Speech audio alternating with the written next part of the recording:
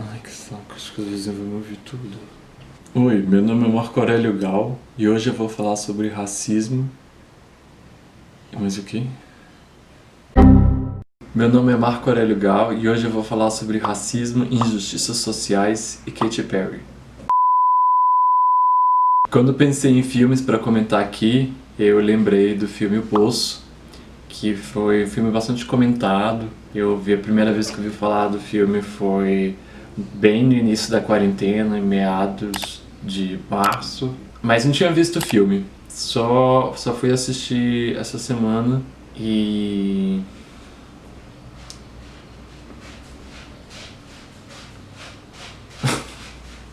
foi isso que eu achei do filme. Exatamente, assim. O filme é... Insira aqui esse sound effect. Eu não sei se eu gostei muito do filme, pra ser sincero, assim. Achei o filme um pouco interessante quando eu vi. Eu fiquei, nossa, não sei se merecia essa comoção toda. Eu achei um filme muito ambicioso, mas ao mesmo tempo muito raso. Pouco tempo depois assisti despretensiosamente o filme Um Crime para Dois, também na Netflix. E esse filme me surpreendeu positivamente. E eu achei muito engraçado, eu me importei com os personagens, eu achava interessante os pontos de vista que eles tinham sobre vários assuntos. E as reviravoltas eram engraçadas também, eram inesperadas e ao mesmo tempo eram muito cômicas, eram uma comédia de erros que deu certo porque os personagens, os atores eram ótimos. E as situações eram boas também. Eu fiquei bem mais interessado e com vontade de falar sobre esse filme do que sobre O Poço. Então aí eu decidi fazer nesse vídeo, fazer um comentário geral O Poço e The Lovebirds, que não tem absolutamente nada a ver um com o outro. Apenas o fato de estarem disponíveis na Netflix. Eu digo que O Poço é um filme ambicioso porque ele quer falar sobre... Ele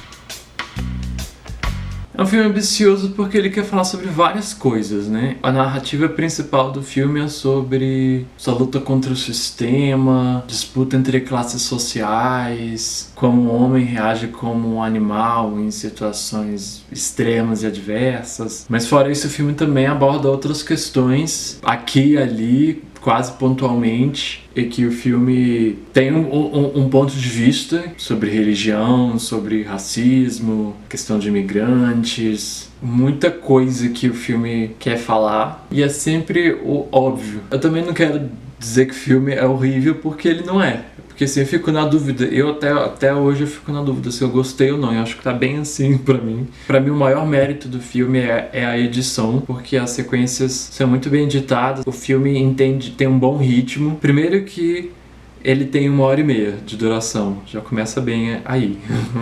E segundo que ele tem um bom ritmo, ele entende bem quando começar com clima de suspense e deixar o espectador assim bem tenso com as ações, porque o filme destaca bem a degradação do ser humano, então as ações são bem assim desagradáveis e desconfortáveis, e o filme sabe quando criar esse clima de tensão e sabe também quando terminar, quando dar folga assim pro espectador assim aliviar o peso. Eu gosto muito da edição do filme. No vídeo eu vou falar sobre os filmes, então eu vou usar exemplos de coisas que aconteceram no filme para discutir sobre ele, né? Porque senão como é que eu vou discutir?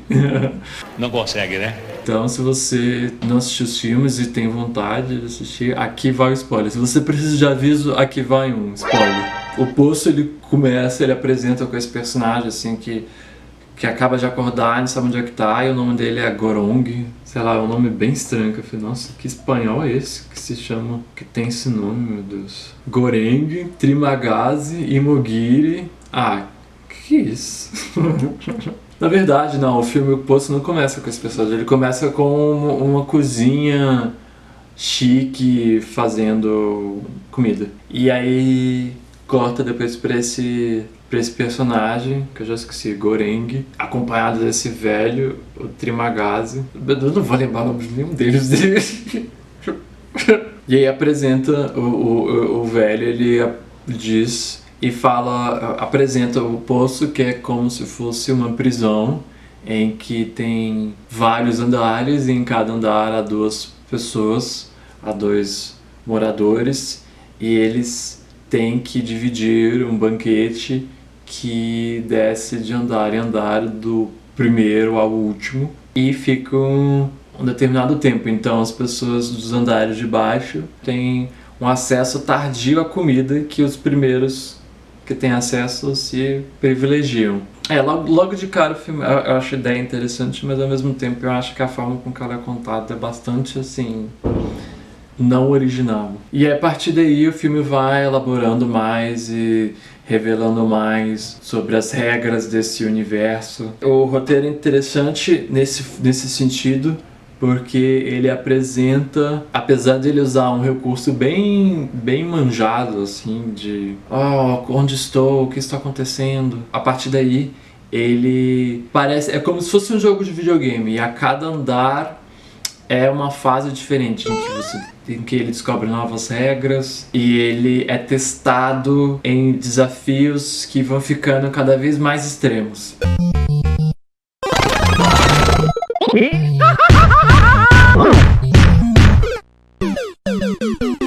O filme quer falar de muitas coisas. O filme quer falar de política, de religião, de racismo, e acaba que não dá conta de falar sobre tudo. Y cayó sobre un maldito inmigrante ilegal que pasaba en bicicleta. ¿Tengo yo la culpa de la muerte de ese tipo? Si ni siquiera debía estar ahí. ¿Es usted comunista? É como se eu estivesse dando brechas para poder falar, eu falei sobre esses assuntos. Não adianta se você só colocar umas falas e querer dizer que você discute esses temas. E o filme se sustenta muito nisso, em só jogar e não desenvolver. E quando ele tem um comentário a fazer, ele é o mais óbvio possível, mais didático possível, mais mastigadinho possível. ¿Tú qué eres? ¿Un mesías? ¿Y qué eres? ¿El criado negro del fruto blanco? Eu acho que o roteiro ele poderia ter ido muito além.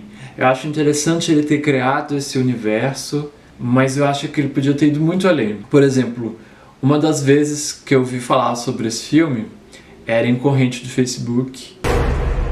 Only old people use Facebook. E era com pessoas dizendo: o número de amigos em comum que você tiver com a pessoa a seguir é o andar em que vocês estariam no poço. Então, se você tivesse muitos amigos em comum, pior seria a sua situação.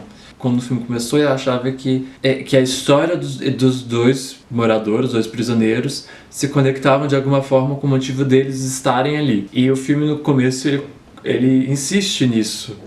O personagem principal, Goreng, fica pressionando assim, qual é o seu motivo pra estar aqui? E aí o velho fica explicando, que é quando ele fala lá que matou o imigrante com a faca Samurai Master Plus. E é uma história que não vai depois pra lugar nenhum, assim, tipo, ele fica com a faca, mas tipo, depois o motivo das pessoas estarem ali não interessa.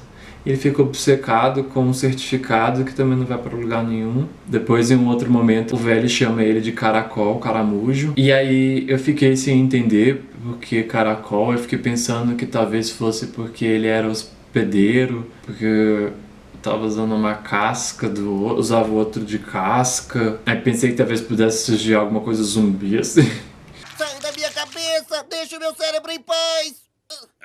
Nunca. Mas não, era porque o prato preferido dele era escargot, e que era um dos pratos que estava no banquete. E aí esse tipo de pistas eu achava interessante, e acho que é interessante do roteiro, outro ponto positivo do roteiro, mas são pistas que levam o espectador a lugar nenhum, porque essas informações não levam a gente, não trazem nada. Porque quando faz essa revelação de que tem um prato de escargot, e o filme usa uns flashbacks do cara lá pra responder que o prato preferido dele era escargot. Aí o espectador supõe, então cada prato que tá ali no banquete é o prato preferido de cada um dos moradores ali do poço. Mas essa informação depois não serve pra nada, porque eles ficam obcecados por uma panacota que eu não entendi por quê. de quem que ela era, por que que ela tava ali, o que que ela significava. E o filme era muito óbvio, inclusive ele faz até piada disso, assim, de só eu posso falar óbvio. Tipo assim, a crítica não pode falar porque nós somos conscientes, nós temos consciência sobre a nossa limitação. Obvio. Obvio. Eso es tan obvio que ni siquiera pienso decirle obvio. Obvio. Obvio que no.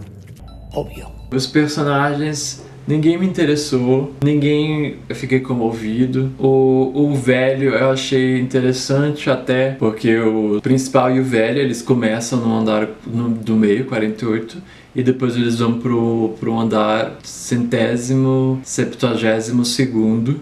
O miserável é um gênio! Que é um dos últimos. E aí o velho acorda antes dele, amarra ele, prende ele e avisa que ele não vai matar, o velho não vai matar ele vai só cortar algumas partes para alimentar ele e o principal, com a própria carne dele. Enfim, ele cria uma própria motivação para explicar, que eu achei interessante, porque ele diz: eu te vejo de uma certa forma porque eu quero me sentir bem por causa disso. Viu? No fundo eu tenho sentimentos. Então eu achei interessante que o filme quis aprofundar ele, trazendo esse conflito, mas não é tempo suficiente. Pois é, o filme eu acho que é como se ele tivesse sido feito nas pressas, ao mesmo tempo em que ele é bem elaborado, mas ele faltou meio que sustentar. Tipo, a ideia do poço é boa. E eu gosto muito das cenas de ação. Eu acho que as sequências de ação são muito bem editadas, bem fotografadas também. Eu fiquei muito confuso no filme quando ele, mais perto do final do filme, ele já sofreu várias consequências, o personagem principal, e ele tem a ideia de ir até o último andar através do banquete, dele acessar a plataforma do banquete e ele ir até o último andar para tentar guardar a comida para as pessoas dos últimos andares. Quando chegasse ao topo, o banquete retornava ao início. E aí ele queria chegar ao zero para mandar geral lá. E aí ele vai junto com o parceiro dele daquele andar, eles vão descendo. E essa sequência é muito boa.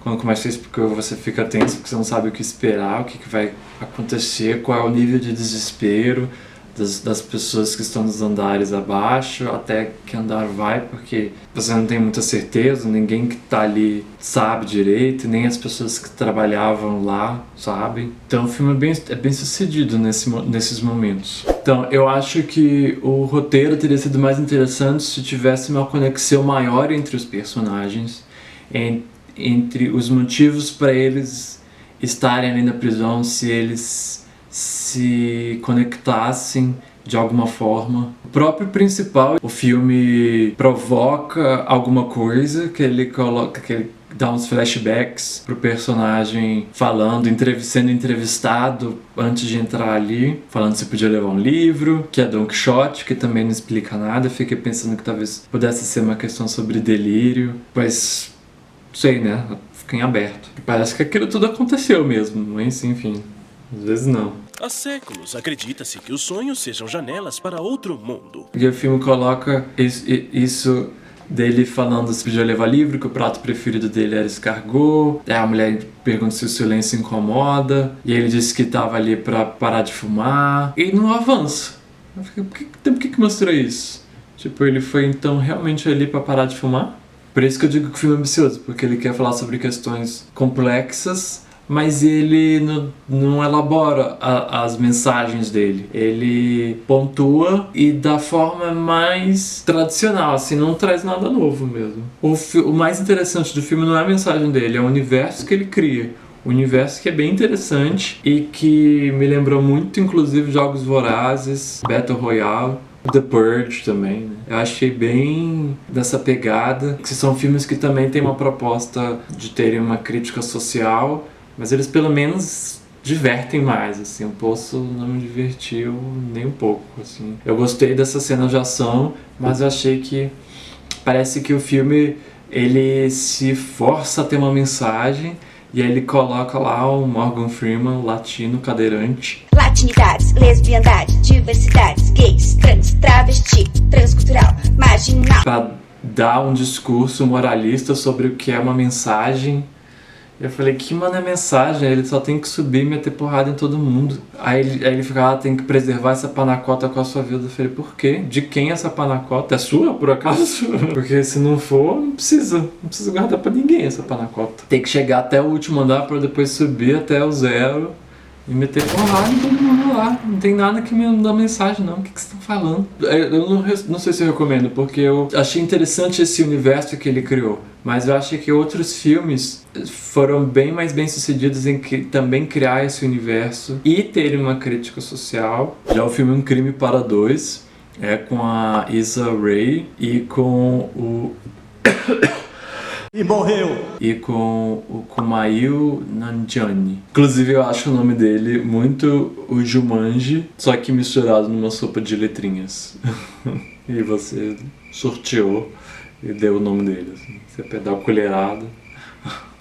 Really, nigga? O filme começa com eles terminando um relacionamento, mas acabando sendo envolvidos em um acidente, em um crime, um assassinato, e eles têm que provar a inocência deles. E o filme segue na onda de vários outros, como Game Night, Date Night, ou Meu Ex é um Espião.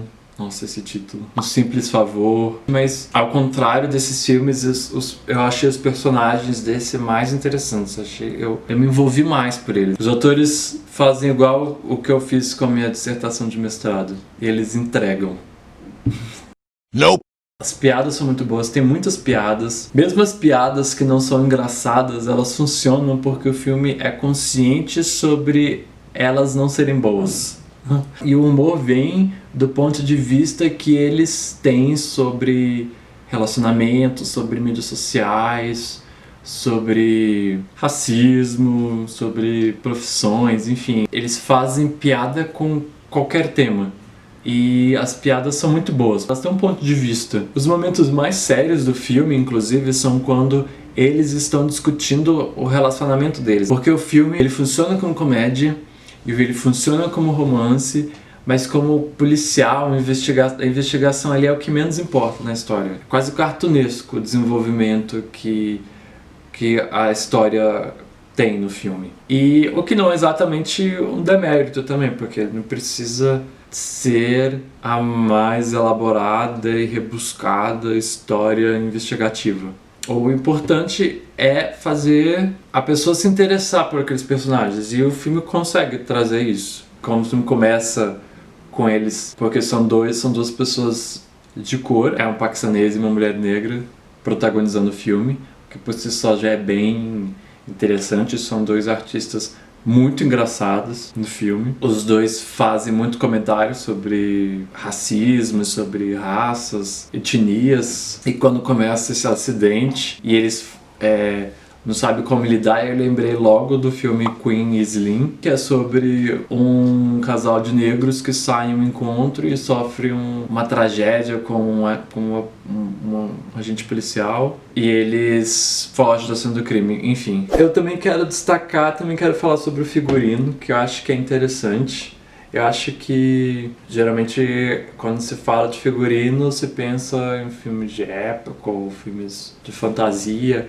Mas eu achei que esse filme tem um trabalho interessante com o figurino. Eu não sei se era a intenção caracterizar onde eles viviam. Eu fiquei um pouco perdido no começo, eu não sabia onde é que eles estavam. Quando eles sofrem um acidente e dois hipsters flagram a cena, eu achava que eles estavam em Nova York, porque a menina estava com um chapeuzinho assim, bem assim da Carrie Bradshaw, um reboot de Sex and the City, ou um novo remake de Girls, achando que é a própria Lena Dunham, mas não. Depois tem essa cena no ônibus que tem um cara usando um colar de pérolas, que aí eu fiquei, hã? Aí depois eu olhei direito e é o colar de Mardi Gras. Eu falei, então eles estão em New Orleans, mas eu fiquei um pouco perdido assim. E eu gostei muito do figurino que eles usam depois de unicórnio. Eu achei que o filme tem escolhas interessantes, inclusive quando ele toma essa twist de meio olhos bem fechados, assim, de Illuminati, cientologia. E eles vão no baile de máscaras, e eles todos usam essas máscaras do médico da peste negra, da época da peste negra. Inclusive o filme é super consciente, super Covid-19. com cada um tendo uma máscara. E as escolhas daquelas máscaras eu acho bem interessantes porque elas têm um tom certo, assim, cômico e assustador. Mas como eu disse, a investigação é bem cartunesca, porque eles nem se propõem muito a explicar as coisas. Tem uma cena que eles invadem um prédio e eles buscam informação das pessoas, e a forma com que as pessoas dão informação pra eles é muito forçada, assim, é tipo, você tá envolvido em encrenca, e aí chega duas pessoas que não se apresentam, invadem tua casa, batem em você, mas não o suficiente pra vencer você fisicamente, e mesmo assim você conta pra elas tudo que você tá fazendo, todo o processo criminoso. Que tá aqui toda a minha ficha suja, vou aqui falar pra vocês. É meio forçado aí. Mas tudo bem, né? Não vou ficar cobrando muito não, porque eu também tava... quando eles pararam pra comprar roupa, eles compram roupa, eles pagam Uber, eles compram comida. E eu fiquei, gente, eles estão usando esse dinheiro de onde? Porque se eles estão usando cartão de crédito, eles estão sendo rastreados pela polícia. Ou então essa polícia também é bem inútil. Aliás, a polícia é bem inútil. O filme também é interessante pelas referências culturais que ele tem. Inclusive eu gosto quando eles ficam falando sobre The Amazing Race. E logo no início do programa, e depois eles ficam discutindo sobre reality shows e o que é a realidade e o que não é. Ainda mais porque a profissão dele é ser documentarista e a dela é ser publicitária, então são profissões que exigem que os profissionais sejam observadores da vida. E as observações que eles fazem trazem justamente isso, trazem justamente o ponto de vista deles, e a gente vai entendendo como eles se aproximaram também, o que um viu no outro. E gosto que, inclusive, eles próprios fazem piada, porque ela uma hora diz, isso parece The Amazing Race, só que com gente morta. E o filme é bem isso mesmo, eles tendo que enfrentar um desafio, e uma hora tem que ser um que tem que cumprir o desafio, a outra hora tem que revezar, e vai o outro para fazer a prova. É uma coisa meio que segue essa estrutura de The Amazing Race mesmo. Com exceção de um único momento, que é quando eles estão andando de Uber e eles estão tocando Fireworks, da Katy Perry, que eu fiquei tipo...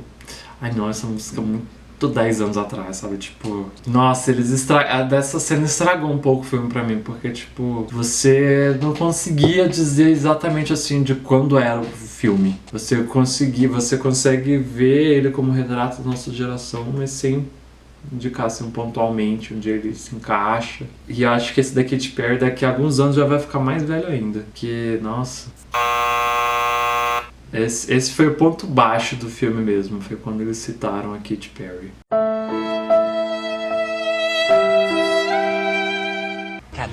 Leila. Que é um assunto tão grave quanto o racismo e injustiças sociais.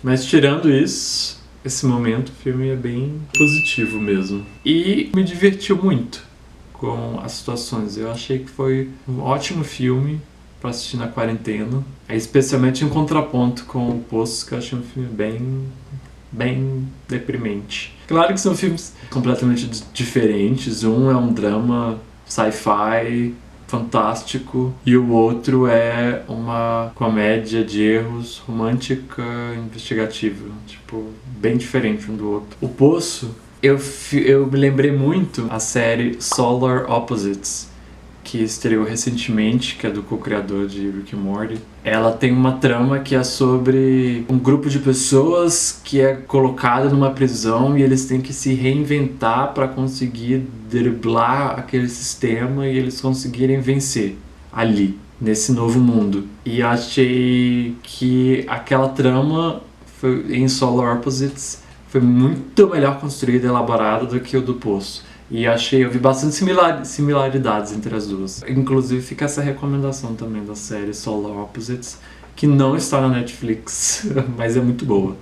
Eu recomendo. Espero que vocês tenham curtido o vídeo. Espero que vocês tenham gostado dos filmes. Próximo vídeo eu penso em falar sobre Parasita, ou então falar sobre Emma, que é a nova adaptação da Jane Austen, que foi muito elogiada em Sundance. E pra mim é o melhor filme até agora, de 2020. Tô entre esses dois filmes. Mas posso falar sobre outras coisas também. Se vocês tiverem outras ideias, é só escrever. Por favor, me ajudem deem like, se inscrevam no meu canal, escrevam um comentário, por favor, passe para os seus amiguinhos que gostam de filme, ou os que não gostam de filme também. Fala assim, esse cara indica uns filmes legais, assiste ele aí, dá uma força para ele nessa quarentena. Então é isso, gente. Bons filmes e a gente se vê. Tchau, internet!